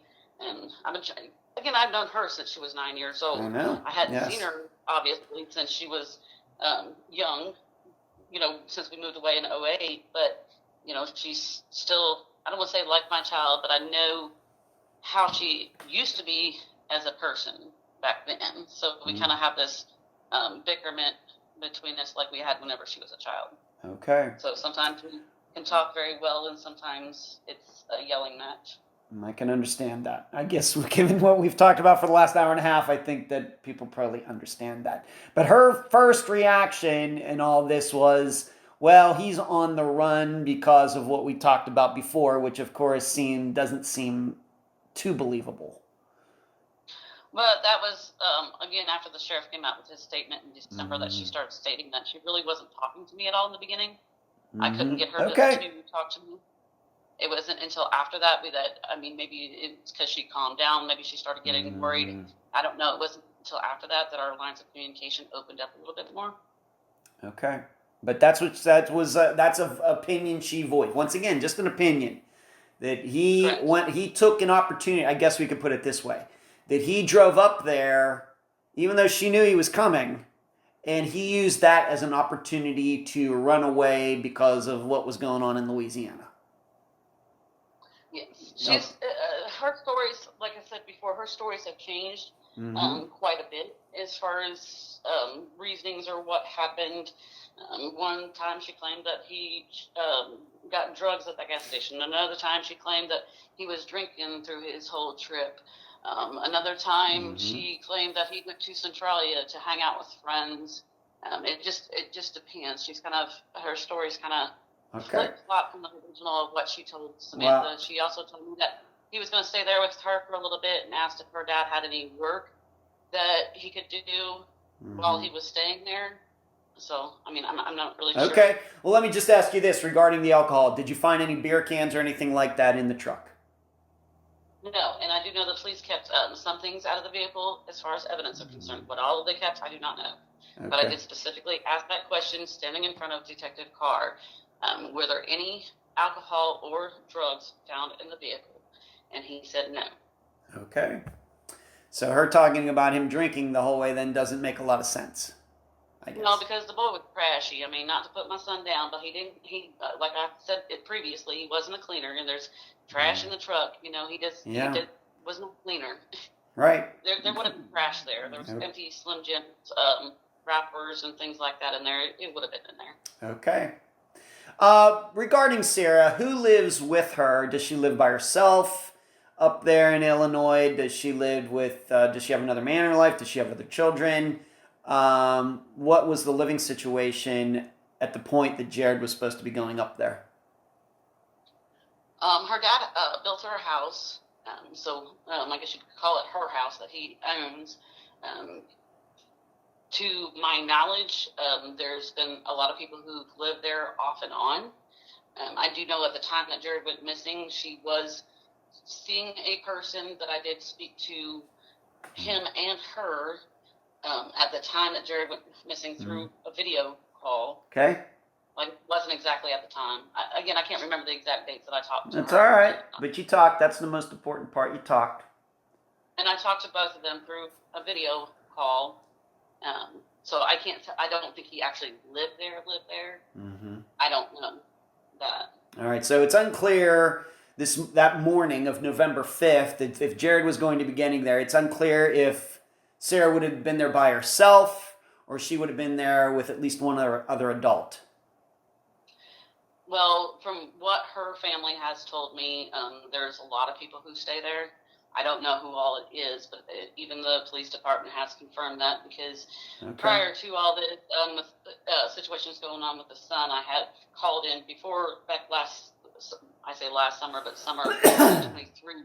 I did call in a few welfare checks on Chandler. Oh, you did? The police, just because I was worried. He and I used to talk quite often, and I was kind of worried, what I see in the background through video calls. Okay. All right, speaking of which, let's go to this. Now, in a prior conversation, once again, how much you want to say, how little you want to say, up to you. But there was a thinking maybe that Jared might get custody of their son. What can you say about that? Yes, that's what he was working towards. He was. I was a little bit, yes, and I was a little bit worried about that myself, only because he's at that age that he's angry and hates the world. The son. Not Jared, the son, not Jared, but the son, angry teenager, right. teenager, typical teenager. All right. Thank you. And he had already been in quite a few bits of trouble at that time, also. But Jared had already talked to Child Services, as did I. They had called and wanted to know as far as the situation at the home, and especially since we are the homeowners, they wanted to verify as far as doing a home inspection and things like that to work in the process of Chandler coming to live here in November when he got through his court troubles. Wow. All right, so I'm guessing this is not something that Sierra would have liked. Did Sierra know that, was there, to your knowledge, were there any discussions, dare I say, arguments between Jared and Sierra about this particular topic? To my knowledge, no. She said that she was all for it. I do know that, of course, Jared was in Louisiana, but whenever the son was arrested in June or July for some of his little bit of trouble, that Jared was on the phone and actively talking to the police officers there, and with his son and with Sierra at the police department. To my knowledge, everybody was all for it, and it was supposed to be the benefit of the son to get him away from that area and hopefully straighten his act out. But that's, again, it's just hearsay. That I know that's what they told me. All right, but what is not hearsay is your son Jared was trying to, not saying he was going to be successful, but he was trying to get custody of the son so the son would come down to Louisiana and live with you and him. I wouldn't say trying. I'm saying it would have happened because as of right now, and as of then, the state had custody of the son, and the mother was unable to regain custody because of her own legal disputes. She lost custody, I believe, whenever he was about 10 years old is whenever she lost custody of him. Okay. So, it obviously then it falls to the other parent, right? Legally. So there wasn't really a trying, it was going to happen. It was going to happen. If he doesn't go missing, it was going to happen. Correct. Okay. To your knowledge, once again, to your knowledge, I say that a lot on this podcast because rumors and everything, just what you think you know. How did the rest of her family feel about that? They also told me that they thought it would be for the best for the son. Okay. But I'd only talked to the grandmother and an aunt up until a few weeks ago. I talked to her dad for the first time ever. Mm-hmm. I'd never spoken to him before, but he told me a couple weeks ago that he thought it would have been better for the son also. Wow. All right, so because I think Tammy, you're an adult. We're all adults here. We know how this goes. Custody issues can lead to problems. Correct. Even if the child is not actually in the custody of one of the parents, but if the child was in the custody of one of the parents, and then the state takes control of the child for whatever reason, then the other parent comes along and wants to take the child to Pennsylvania, Louisiana, Florida, wherever, the other parent, could have a problem with that. And, we know we've covered disappearances that have to do with kids. But what I think you're saying here is there really wasn't much of an argument. There was no custody battle or anything else. As far as you can tell, Sierra and her family were like, yeah, maybe a change of venue would be good for the son. From what I'm told, yes. As I said, Sierra hadn't had custody of him since he was about 10 years old. After that, her father had custody of him. Okay. Up until, I think, if I'm not mistaken, don't quote me on this, it was up until the summer of 2023, whenever he had gotten in that bout of trouble. Okay. It could have been prior to that, so I'm not 100% positive. All right, so her father had it for a time, and then before the state ended up taking over on custody. Okay, so So As far as the son, who's a teenager, didn't directly go to the state. He went to Sierra's father first, and then something happened. Once again, trying to stay away from the particulars on that. And then that's how the state got custody of the teenager. I believe so. Okay, that's the best we. As far as the state, the detention center that the son was in at that time, they did have their own problems. It was in Benton, Illinois. That's where they were supposed to be going together to see him. That center ended up closing down at the end of December 2023. Wow. And from what I read on the news articles, it wasn't just financial. There was abuse to the children at that location of them. Oh, my goodness. I have to ask, is it possible that Jared's son could have been one of these kids who was mistreated there? It's possible. Okay. I know whenever he was in a halfway type house, or children's home type place in Mount Vernon for a time, and whenever Jared was talking to him then, Jared had told me he had a couple of black eyes and things. And I do know at one time in this place, Jared was telling me about them putting him in solitary and him not being able to talk to him. So as far as in this place in Benton, again, I only know what Jared had said to me. Right. If the son had been, I'm not sure. I know there's a lot of open, according to the news articles, there's a lot of open pending litigation concerning that place. Okay. The police. Of course, you don't live there. And how has the communication been? Of course, it's been a year. You've already stated there are things that they can't tell you, not unusual. But are they responsive? What can you say about, I guess it was called Knox County? Correct. Detective Carr is the only one that I speak to. But I think that they're so overworked and have so many cases. They have a very much lack of resources as far as things that they can do, and with the fact of it crossing state lines, it's not like any kind of investigation can take place in the Illinois side. Right. I think he does the best he can with what he can. Okay. Have you ever got a feeling from that detective on what he thinks happened to Jared? If you can say, once again, you do not have to say, but have you ever gotten an idea, if you'd like to say? I think through the tips and other evidence that he's been able to gain, I think they do have a couple areas of interest. Okay. The consensus is that Jared is no longer with us. Okay.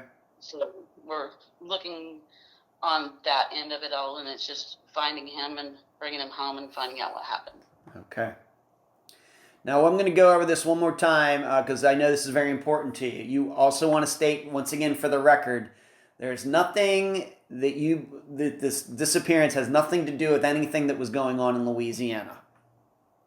Correct. Right, because like you've told me, the thing, including, I guess, Sierra herself, who put it out there, did he run off because of, whatever was going on in Louisiana? You completely dismissed this. And I guess one of the things I think that adds a lot of credibility to that is that he was trying to get custody of his son. Correct. And we had already, like I said, he was there October the 28th, and we had, or up until October 28th, like a week prior to this, and we had already discussed our Thanksgiving. He already made his order. And another thing that I found since I've been home, Jared always, as far as paycheck to paycheck living, and so he always ran out of money by the end of the week. Well, he made a habit of tucking and hiding some reserve for the end of the week whenever he was out of each paycheck. And it took me a while, but I found his hiding spot, and that money is still there. And we have to remember there was money in the truck, too. Yes. But what I'm saying is, as far as the money being here in Louisiana, if he was planning on going on the run, don't you think he would have took all his money with him? I think you're right. And certainly, maybe he could have been absent-minded and forgot that, but he certainly wouldn't forget the money that was in the truck, because it's sitting right there. And if you're going to go on the run from Louisiana, why would you drive up there to that area knowing that we can track the truck, knowing that his cell phone is on our plan? Yep. I mean, when you leave those things behind, people usually do. I agree with you. We've covered a few of those. They usually do. Yeah. Why would you bring the dogs? Yeah. I mean, you can go to Texas or Mexico from here quicker than you can go up north. Right. He loved those dogs. He wouldn't have abandoned them. Like, I mean, you just leave them there and hoping that a good person comes along and they don't run off or something. It seems it would have never happened close to those babies. Yeah. Right. All right, let's move on to this. How tough has the last year been, Tammy? Of course, it's just a very new disappearance. November 2023. How hard has the last year been? I mean, I don't even know if there's proper words. My mood's changed by the minute. I call myself tripolar in a sense because one minute I could be crying, the next minute I'm cussing like a sailor, and I don't even know how I feel or how to sleep. I don't know which way to go on this, and social media, Lord knows, does not make it any easier, but you have to have that in order to help and aid in the searches or whatnot. I just thank God every day for the good people that I've met along the way, and we have got a great dedicated group of individuals that have been here throughout the process, locals in the area, and have stood by our side and helped us fight to find them and fight to get answers and let me complain sometimes. Okay. Yeah. All right.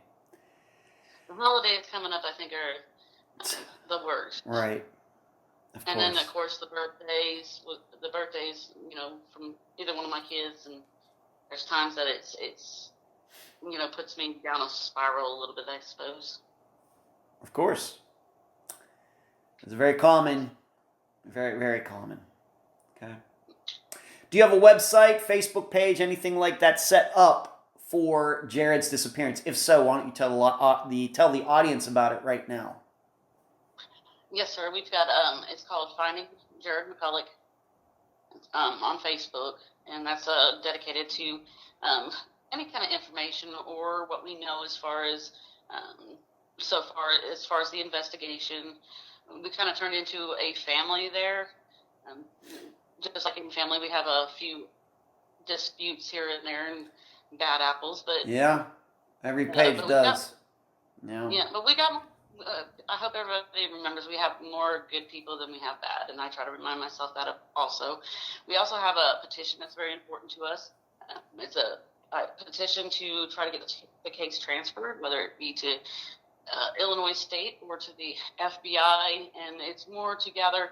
I realize that they are not going to jump on and do what we say because we've got a petition, but it gains attention and it takes notice. And there's also email addresses for those people as far as that are in charge of the areas, the state police or whatnot, that anybody can email if they choose to. That's all on the Facebook page? Yes, sir. All right. Those flyers that we have up there on the page also have got the QR code that'll lead you to either page, whether it be the Finding Jared page or the petition. Okay, very good. And why don't you say the title of the page one more time? Finding Jared McColloch. And as we talked about before we started, I would say it's kind of a unique spelling of the name. It's McColloch is how it's spelled, because correct. I know it is out there in some places it is misspelled, correct, Tammy? Correct. And along with his first name too, a lot of people misspell it. It's Jared. Right, just one R. I mean, we can see Jared, Jarrod. His is probably the simplest. Jared, and then it's capital M, small c, capital C, Olloch. Jared McColloch. Tammy, any final words before we complete this interview? Just that if anybody's listening, if they have any information, no matter how trivial, how small, if you've seen the dogs, because they will bark whenever Jared walks off, they do it when we walk off. If you've seen something, please let me know. We do have a tip line set up that's also on the page that you can call. You will, I promise, on my end, remain anonymous if that's what you choose. I do pass the information on to the detective, but I always leave out the names and have never revealed where that information came from. But anything to help us put these puzzle pieces together, because it's a big puzzle, and even if it was something from the night prior, may help us still lead to the end factor. Right. And of course, what makes this disappearance, of course, even more difficult than an average disappearance is that we have a mixing of time zones, and we also have a mixing of daylight savings time and regular time. Exactly. And that was all going on when Jared got to Illinois, seemingly. Exactly. Yeah. Wow, what timing. Okay. Tammy, thank you for appearing on this episode of Unfound. Thank you so much for getting his story out there. You're very welcome. And that was my November 23rd, 2024 interview with Tammy, mother of Jared McColloch, and Samantha, cousin of Jared. I thank them both for joining me and all of you on this episode. This case comes down to trying to decide who parked the truck where it was found. We have a few options. Number one, Jared put it there. Number two, someone who had something to do with Jared's disappearance put it there. And number three, somebody not connected to the disappearance found the truck somewhere else, abandoned, then essentially stole it and put the truck where it was found. That's it. 3 choices.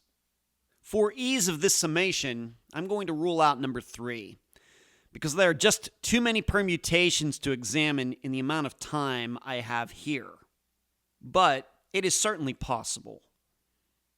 That leaves the other 2. Then what are the reasons to believe and not believe Jared left his truck there? Well, most importantly, it's his truck.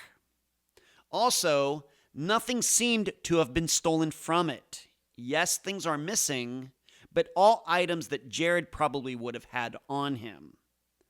The dogs were in the truck. Would a suspect really drive out there with them in the back seat? It sounds unlikely. What also seems unlikely is that a suspect would leave the truck in the middle of the road, even if the area is remote. As for reasons to believe Jared did not put his truck out there, hard to understand how he ended up at that spot. A reminder, it was 2 hours from where the ex lived. No proof Jared used GPS to get to that road. Likewise, there's no way a GPS device could be so wrong as to lead Jared on a back road so far from his real destination. To add to that, Jared surely did not even know that road existed. In addition, yes, we might imagine that Jared went into the water, but take off his shoes, leave his dogs to run wherever they wanted by leaving the doors open? And would Jared have left the truck running? Well, I suppose since the weather would have been cold for the dogs, the truck's heater was on, but doesn't leaving the doors open defeat that purpose? Overall, the circumstances are a mixed bag. This is especially true since on one hand, Jared was planning to get custody of his son, meaning Jared had all the reasons in the world to live, while on the other, there might have been someone who didn't want Jared to get the son. Remember, custody issues often lead to disappearances. As for the Jared ran off theory, he made it look like he jumped into the Wabash River, but instead Jared went off and changed his name to Jane Doe. This seems highly unlikely, if only for the reason that what did he do? Get an Uber to drive him back to civilization? Would that not be a gaping hole in his plan? The best thing I can say about all of this is that the disappearance is only a year old. We are still in the zone of time where matters can change quickly. If you'd like to hear and read more of my in-depth analysis into the disappearance of Jared McColloch, please go to patreon.com/Unfound Podcast, sign up, and partake in the Unfound blog. Until then, I leave the public theorizing up to you. I'm Ed Dentzel, and you've been listening to Unfound.